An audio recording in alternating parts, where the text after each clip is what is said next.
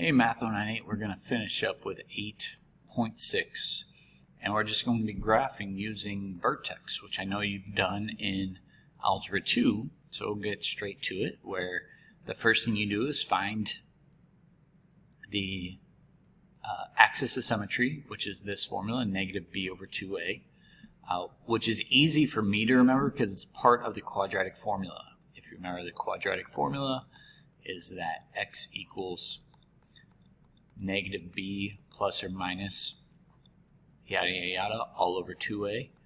This is the part that finds us the axis of symmetry.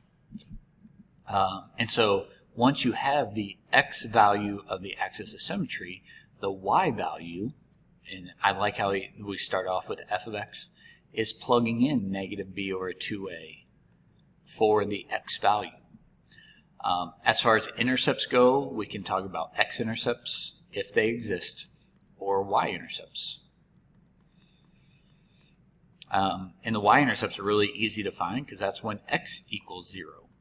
So for instance, on this very first problem, a little line right here, and I'll put an xy axis, I already know without doing any work that it's going to cross the y-axis at 0, negative 12.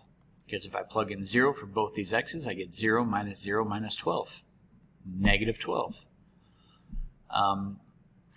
If I wanted to as well, I could ask you to factor this.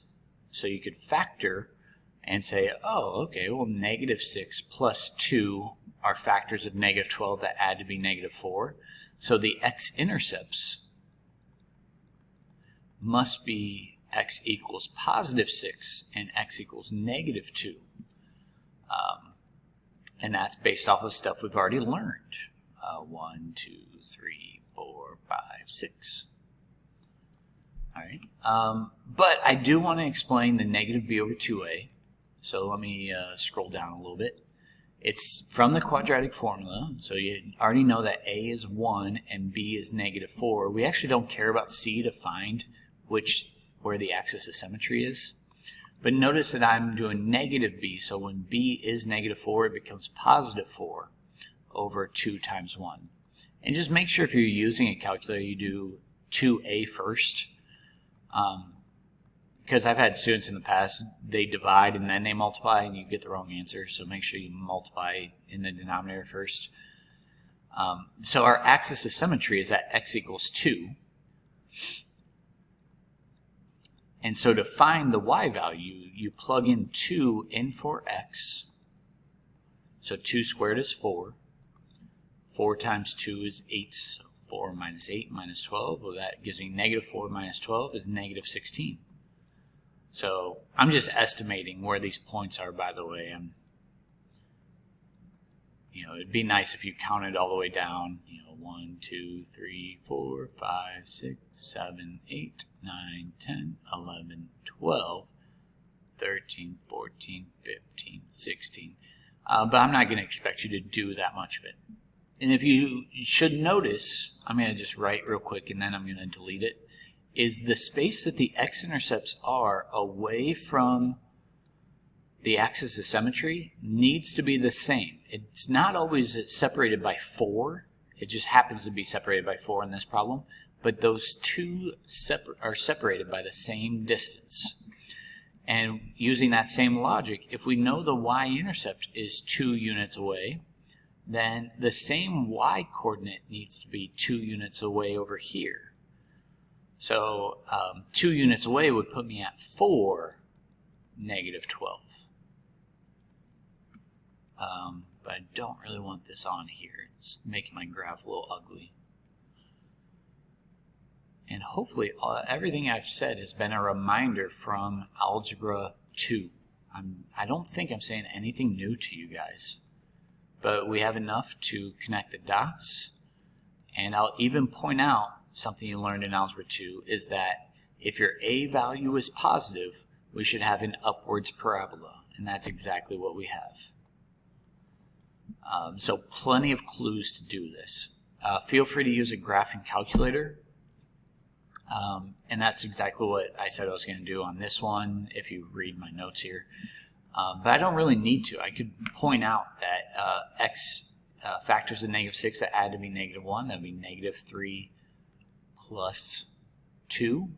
So I know without doing anything else that my x-intercepts are going to be at -2, because it's got to be the opposite of the factors, and +3. If I follow x equals -b over 2a, well, b is -1, so it's got to be +1 over 2a, so the axis of symmetry is at 1/2. I already know that the y-intercept has to be -6, so it's somewhere down here at -6. It'd be nice if you labeled, you don't have to. Which tells me that since that's half a unit away from the axis of symmetry, it has to be a half unit on the other side. Oops. And then I can start connecting some dots. Now the downside to me doing it this way is you don't know what the minimum value is. So let me point that out, is when you do f of -b over 2a, so finding the y-coordinate, that actually tells you the min or max value. And what's the difference between min or max is if your leading coefficient is positive, it's an upwards parabola, making it a minimum. Well, if your leading coefficient is negative, then this will be your maximum value. So pay close attention to this. I'm going to pull up Desmos instead of a graph. Well, actually, let me use a graphing calculator, because Desmos is easy. You just type it and hit the button on the screen. This calculator is a little bit more difficult. But if I hit graph, I think you can clearly see x equals -2, x equals 3. You can clearly tell the y-intercept is -6. But finding the minimum is not as easy. And how do you do that? You hit second, trace, and I want the minimum value. So you hit enter on the third. And if you notice, it says the left bound here, so you just need your marker to be on the left side of your minimum. And it is right now, so I can hit enter. I can move it to the right of that minimum now, hit enter, and then as close as possible. And you can see I had an x value that had a minimum of -6, sorry, I don't know what I was saying. The x value is 0.5, but the min value is -6.25, which you could have done by plugging in 1/2 in for all those x's. I think we're ready to move on. And by the way, that min or the max is called the vertex. So that's exactly what we're doing on these problems. Graphing each, just start with x equals -b over 2a. I think you can do this in your head. If not, feel free to do this step by step. So then do g of -1/2 to figure out what the vertex is. This is how you find your vertex, by the way. How do I know it's a minimum vertex? The leading coefficient is positive, so it's an upwards u. Now at this point, it's probably best if you just use a calculator, in my opinion, because this -1/2 squared is not that easy of a number. Let's go ahead and do it. It is 1/4, so 4 times 1/4 is 1. 4 times -1/2 is -2 plus 3.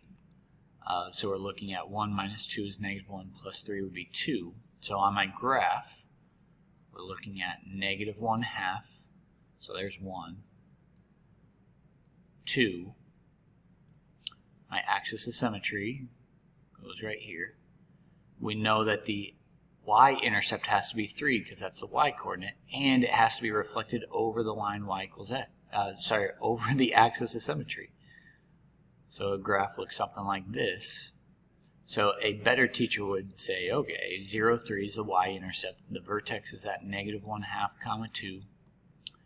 And you might even say there are no x-intercepts. And you can prove that by doing the quadratic formula, and you'd have an imaginary square root. But that's about all that goes on there. I think we're ready. If I'm going too fast, feel free to write down your questions or hit pause in the video and go back. -b over 2a, 2 divided by 2 is 1. So now do h of 1. That's pretty easy to do. 1 minus 2 is -1, minus 3 would be -4. So that's your vertex. So vertex is at 1, -4. I know my y-intercept is -3. And I'll teach you another trick as well. So 1, -4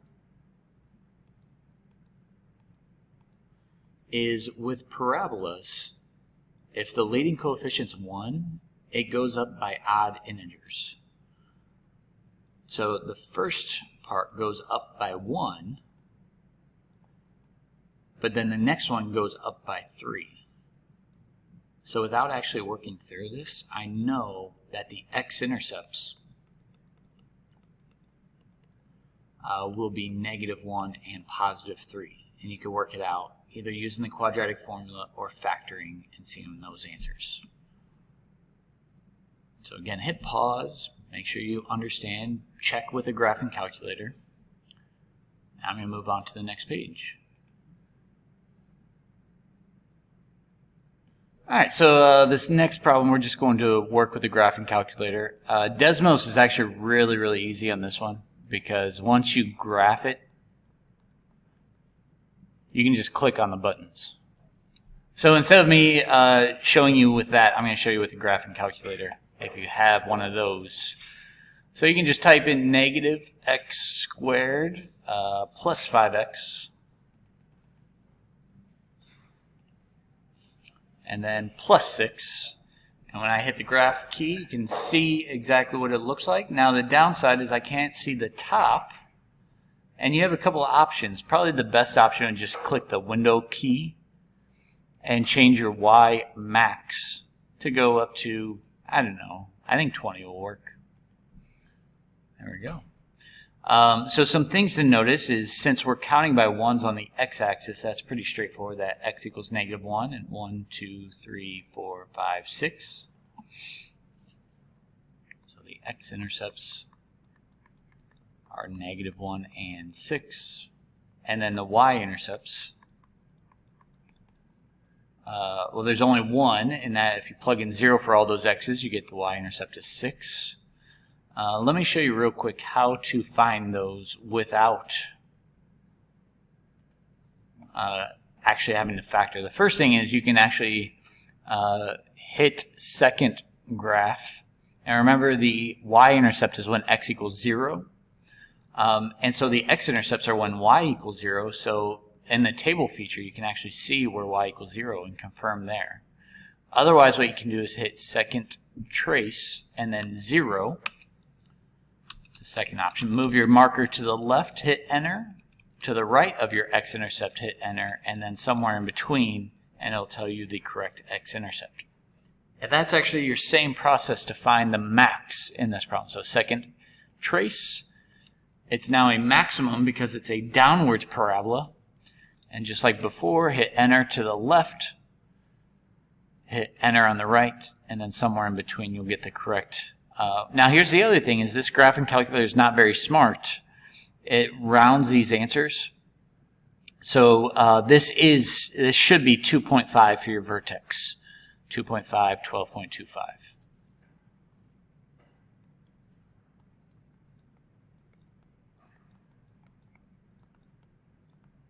And you could confirm that by doing -b over 2a. -5 over 2 times -1. That is 2.5. So as we look at this last problem, you can see, I'd encourage you to pause the video and read and make sure you understand everything, but we're going to find the maximum height and the number of seconds it took to get to the maximum height. Well, if you're using a graphing calculator, it's basically saying what's the vertex. So that's exactly what I'm going to do. I'm just going to use a graphing calculator at y equals -16t squared. Oh, I'm using x plus 24t. 24x. And as I go to the graph, you'll see that, okay, well, we can still see the graph. Second trace, the maximum, enter to the left, enter to the right, somewhere in between, and you can see at 0.75, 9. So the max height is 9, looks like feet, and then 0.75 seconds. And you're ready for the homework now.